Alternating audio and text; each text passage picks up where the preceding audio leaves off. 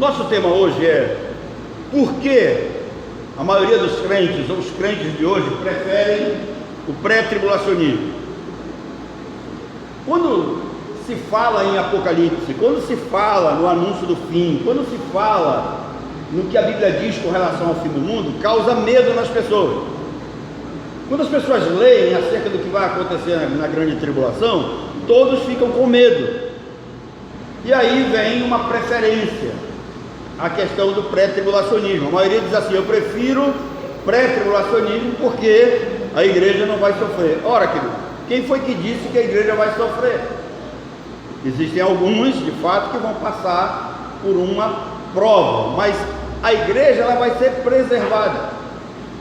E nós estamos sendo assim educados, ensinados desde cedo a não passar por provação, por dificuldade, por aflição. Nós sempre queremos uma vida boa, uma vida melhor, mas lembrem-se, desde o princípio Jesus nunca escondeu de que nós estamos nesse mundo, mas não somos dele. Nós somos aqui peregrinos e forasteiros. O mundo não nos aceita aqui, nós somos pessoas intrusas.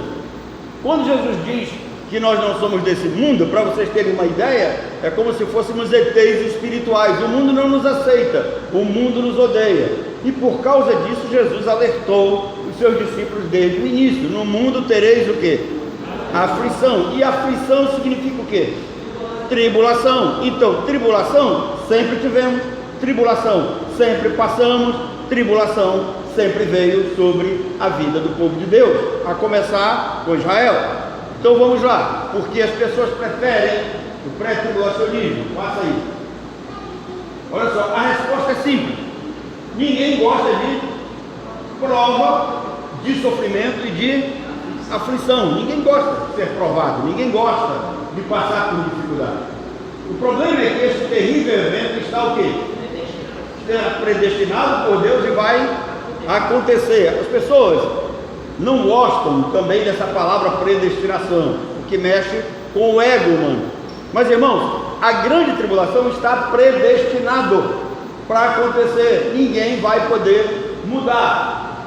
E o fato de ela acontecer não é uma questão de preferência. Não cabe à igreja escolher se passa ou não. Jesus não perguntou dos seus discípulos: vocês querem ou não passar pela tribulação?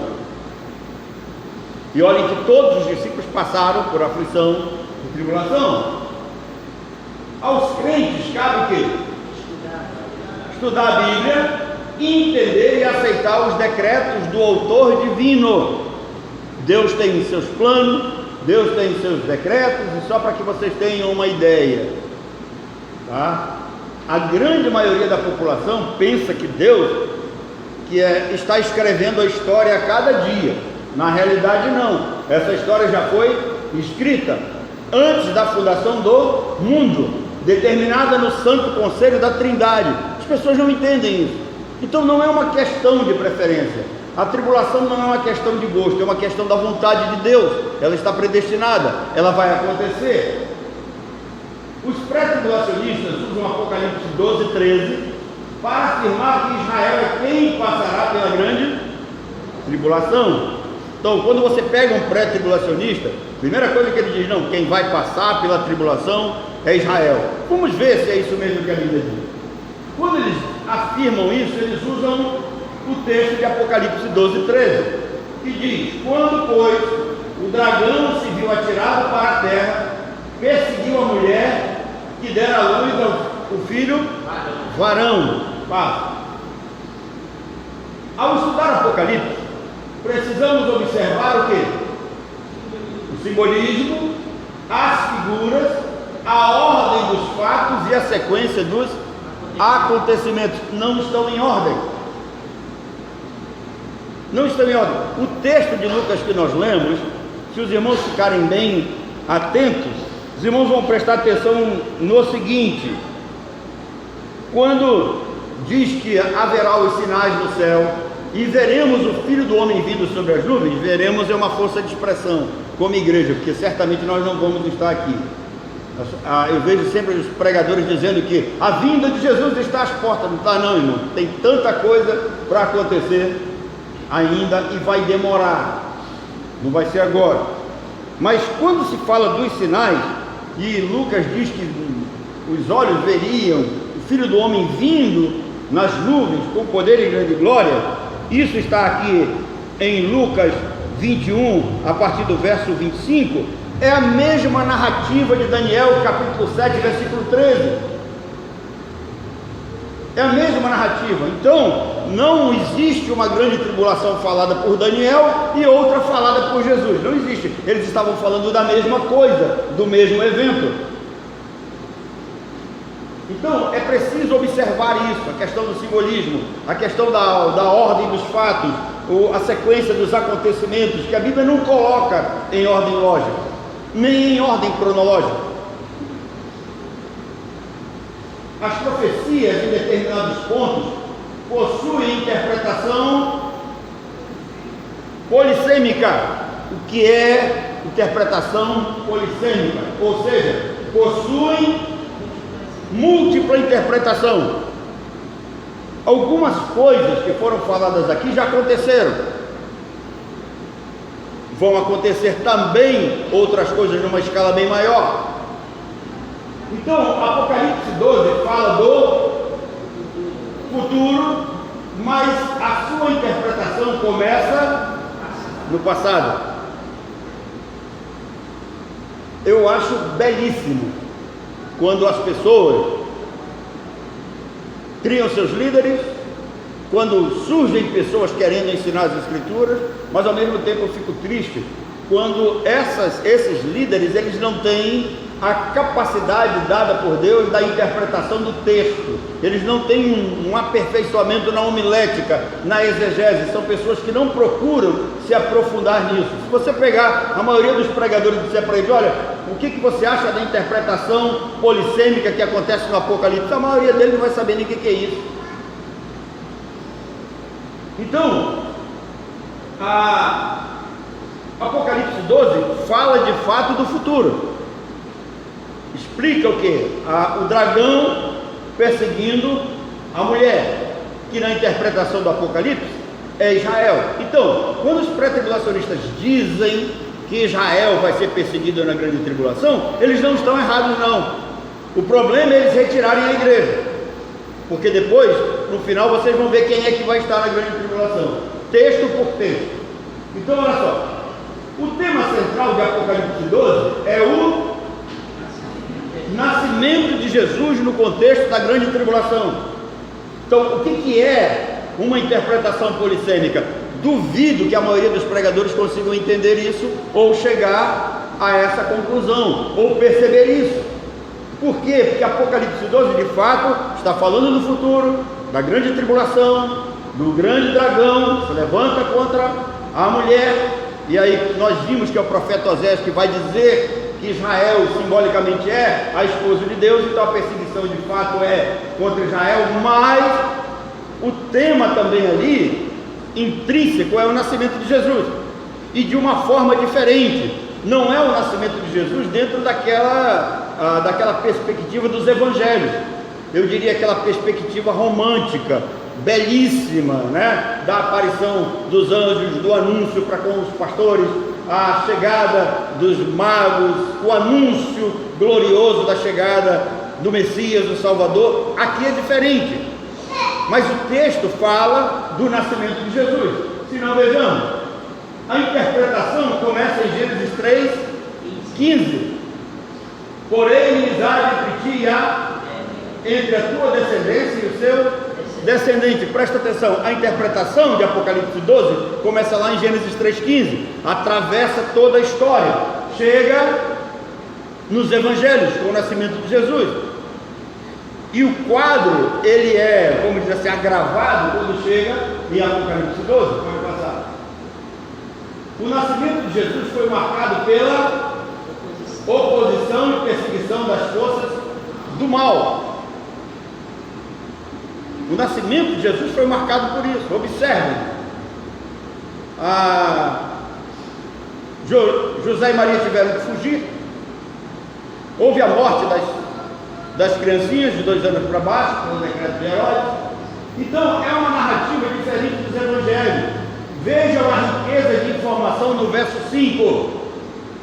Nasceu-lhe, pois, um filho varão. Então olha só, o dragão está perseguindo a mulher, Israel, e a mulher deu à luz um filho varão. Quem é esse filho varão? Jesus Cristo. Por quê? Porque Jesus é judeu. Ele nasce em Belém da Judeia. Miqueias capítulo 5, versículo 2: de ti me sairá aquele que irá reinar em Israel. Então, nasceu depois o filho varão, que há de reger todas as nações com cetro de ferro, e seu filho foi arrebatado para Deus até o seu trono. Onde está Jesus hoje? Onde está Jesus hoje? Assentado à destra de Deus. Depois desse processo, nascimento, vem morte, ressurreição, ascensão ao céu. Então, a primeira parte fala do nascimento de Jesus, e a segunda da sua ascensão. Subiu para Deus. No verso 17 de Apocalipse 12, o dragão se ira contra a mulher que dá a luz ao Messias, Israel, cujo Antigo Testamento apresenta como esposa de Deus.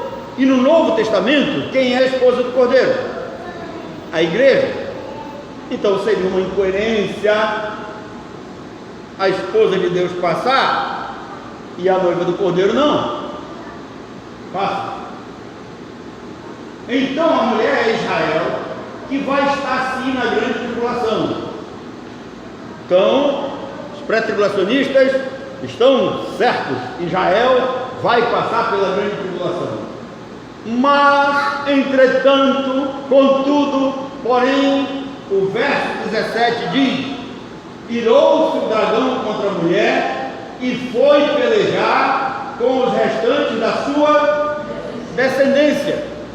Então ele persegue Israel sim, mas num determinado momento ele deixa Israel de lado, o diabo deixa Israel de lado e vai perseguir quem? Quem são esses aqui, ó?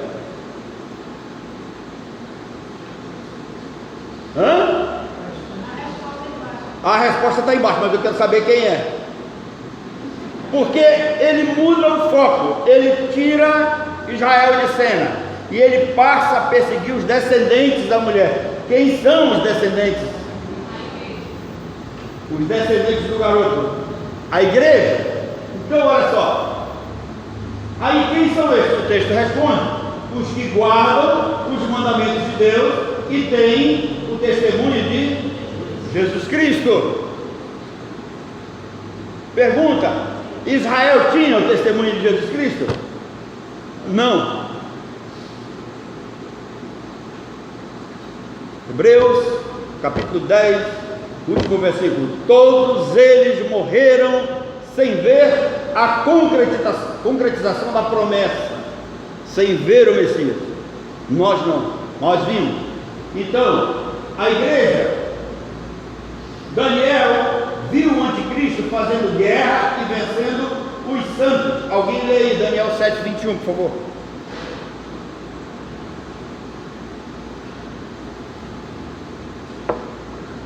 Daniel 7:21. Quem achar primeiro, lê, por favor. Rápido, que eu ainda vou tomar café.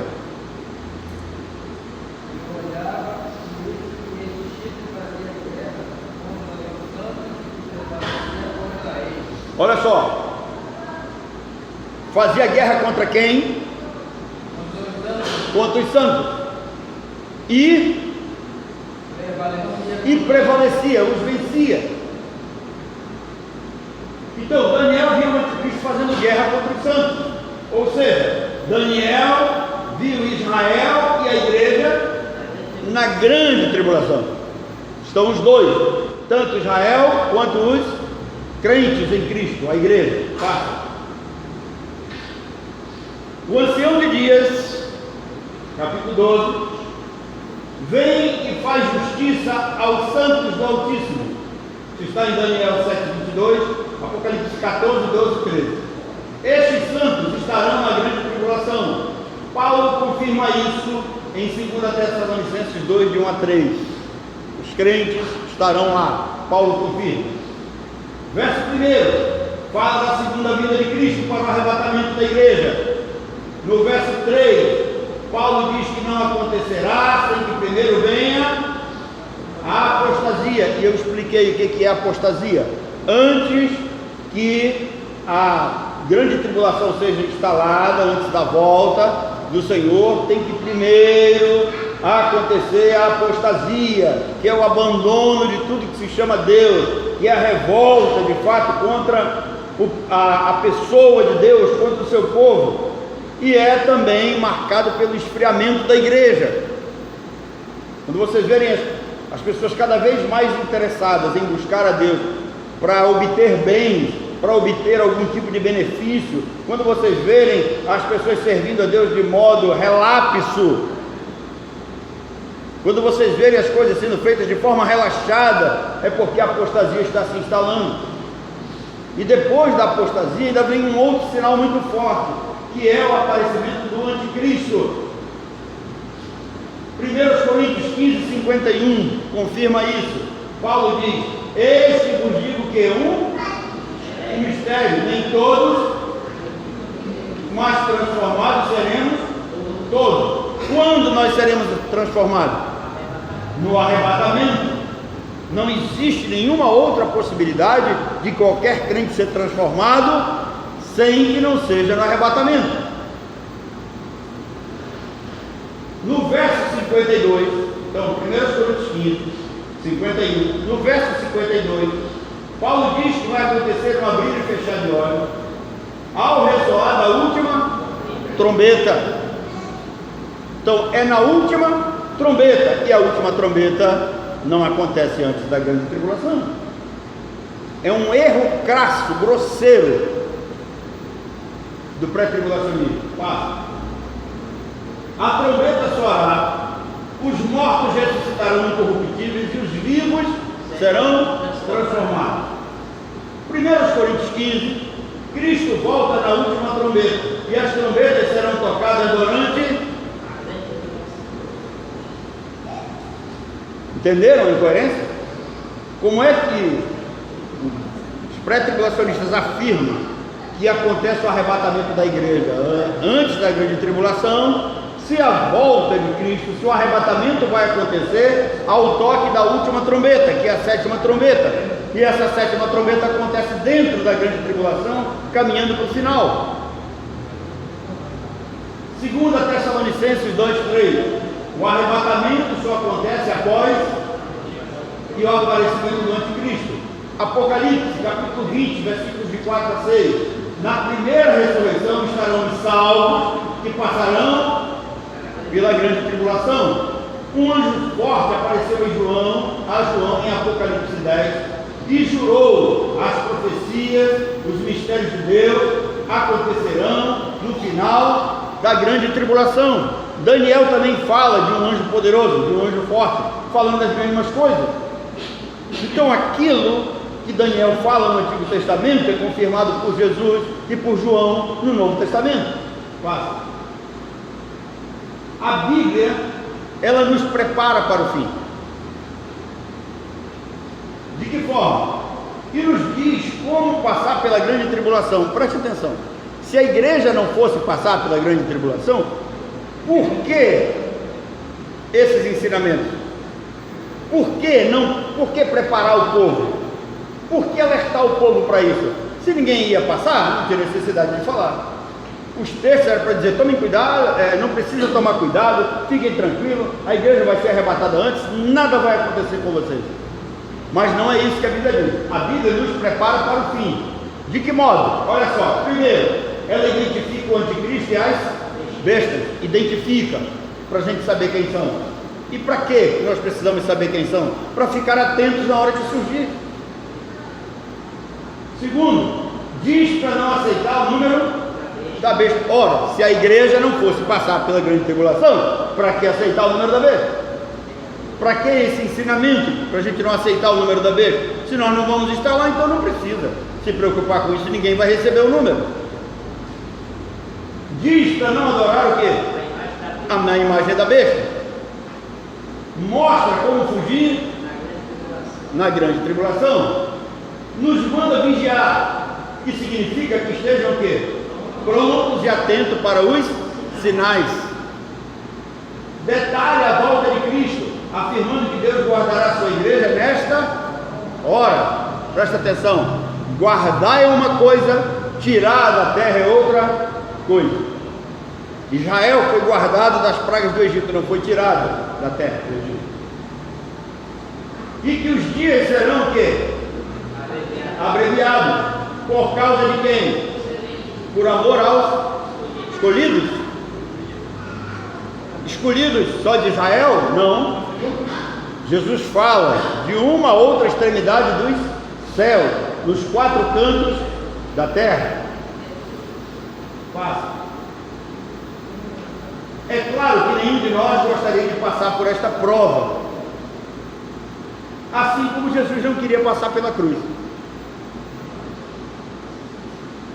Quando foi anunciado que Jesus vem, que ele vai morrer, que ele vai à cruz, ele não saiu dando uma de penteca, glória a Deus, aleluia, vou passar pela cruz, amém, irmãos, olha, quando eu estiver na Via Crucis, vocês vêm atrás dando glória. Não falou nada disso.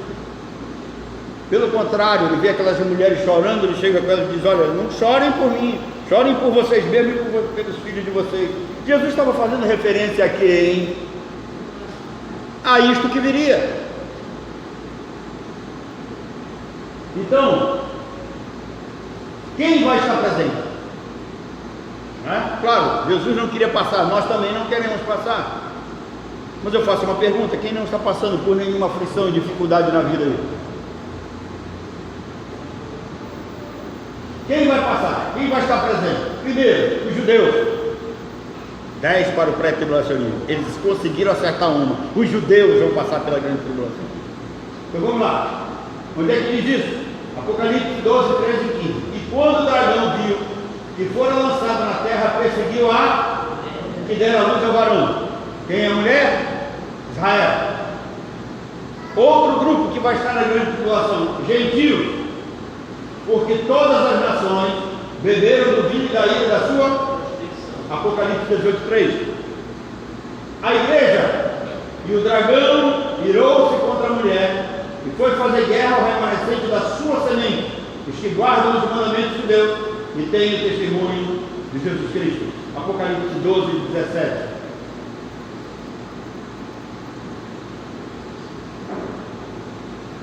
Pontos salientes da grande tribulação. Primeiro, os 4 primeiros selos resumem o que ocorrerá durante a grande tribulação. O governo injusto e profano do anticristo prometerá paz, mas criará insatisfação entre as nações. Como consequência teremos guerra, fome, epidemias e pestilências. Parece o governo do PT, né? Observem os textos. A falsa paz oferecida pelo anticristo diz o seguinte: olhei e eis um cavalo branco, e o que estava sentado sobre ele tinha um arco, e foi-lhe dado uma coroa, e saiu vitorioso para vencer. Isso aqui não é Cristo, isso aqui é o anticristo. Passa. Guerra, e saiu um cavalo vermelho, ao que estava sentado sobre ele, foi dado que tirasse a paz da terra, e que se lhe matassem uns aos outros, e foi-lhe dada uma grande espada. Apocalipse 6, 4. Fome, e havendo aberto o terceiro selo, ouvi o terceiro animal dizendo: vem e vê. E olhei e eis um cavalo preto, e o que sobre ele estava sentado tinha uma balança na mão. E ouvi uma voz no meio dos 4 animais que dizia: uma medida de trigo por dinheiro, e não danifiques o azeite e o vinho. Apocalipse 6, verso 5. Passa. A morte, e havendo aberto o 4º selo, ouvi a voz do 4º animal que dizia: vem ver. E olhei, e eis um cavalo amarelo, que estava sentado sobre ele, tinha por nome morte, e o inferno o seguia, e foi-lhe dado o poder para matar a 4ª parte da terra com espada, e com fome, e com peste, e com as feras da terra. Passa. Conclusão. Sejamos, pois, devidamente o quê? Apercebidos, atentos, a fim de que não sejamos pegos de surpresa no dia do arrebatamento da igreja. Os que não subirem terão de enfrentar a ira do Cordeiro. Infelizmente, muitos são os que se acham a ressonar a morte espiritual. Então, não é uma questão de preferência. Está decretado, está predestinado, a igreja vai passar, os textos são claros. Quem vai estar na grande tribulação? Israel vai estar, os gentios vão estar, e a igreja também vai estar. Que Deus nos abençoe e nos dê sabedoria e discernimento para nos conduzirmos na sua palavra, para que não sejamos levados por qualquer vento de doutrina, para que não sejamos como meninos que não saibamos interpretar textos. Alguma pergunta?